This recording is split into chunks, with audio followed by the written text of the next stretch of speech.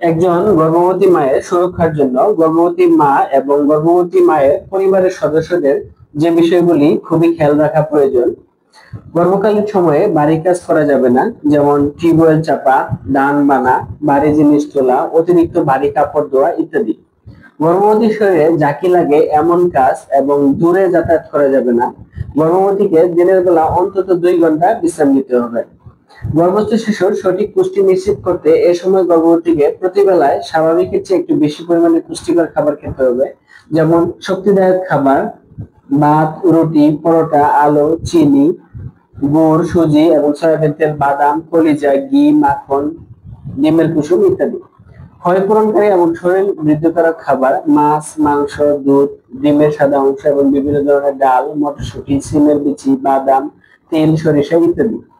রোগ প্রতিরোধক খাবার, সবুজ, হলুদ ও অন্যান্য রঙিন শাকসবজি এবং সব ধরনের মৌসুমী ফলমূল। গর্ভবতীকে এসব খাবারের তালিকা থেকে প্রতিদিন 3 ধরনের খাবারই কিছু কিছু খেতে হবে।